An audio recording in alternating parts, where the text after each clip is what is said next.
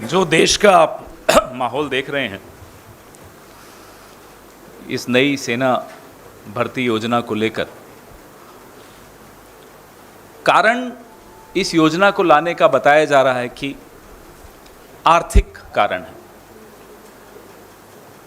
कई लोगों से चर्चा की, विशेषज्ञों से चर्चा की, उसके पश्चात यह बात तो तय हो जाती है कि यह दिखाने को आर्थिक कारण हो सकते हैं, असल में जो नीयत है वो कुछ और है। क्या है वो नीयत? कि आप संघ की मानसिकता को सेना में घुसाना चाहते हो। You want to infiltrate the RSS into our forces. क्या कारण है कि 4 में से 1 को आप रखेंगे और 3 को आप चलता करेंगे? कोई कारण होगा, नंबर 1। नंबर 2, आप समाज का सैन्यकरण कर रहे हैं। ये बहुत चिंता का विषय है। आप आए दिन देखते हैं, अमेरिका से खबरें आती हैं, स्कूल में गोलियां चल गई, मॉल में गोलियां चल गई। आप हर 4 में से 3 नौजवान, प्रशिक्षित नौजवान समाज में छोड़ देंगे। समाज की क्या स्थिति होगी? आप क्या चाहते हैं? हमारे नौजवान गैंग्स चलाएं? क्या चाहते हैं? आपकी नीयत क्या है? सोचा क्यों नहीं आपने? साथियों, जो डीमोनेटाइजेशन ने अर्थव्यवस्था का हश्र किया, ये डीमैनिटाइजेशन वही हश्र फोर्सेस का करेगी, सुरक्षा का करेगी। What the demonetisation did to the economy, this demonetisation will do to our security forces। 55,000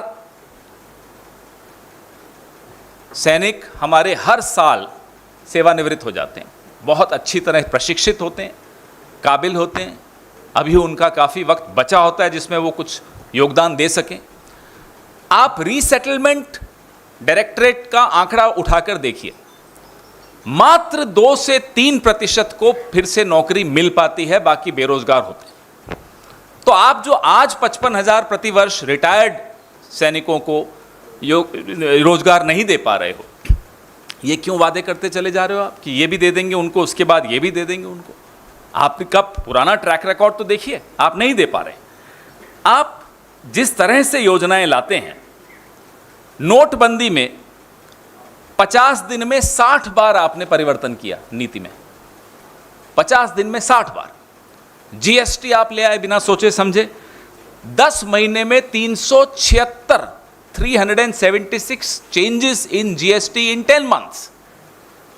ये बताता है आपको कि बिना सोचे समझे मोदी सरकार किस तरह से नीतियां लाती है और सबके साथ खिलवाड़ करती है।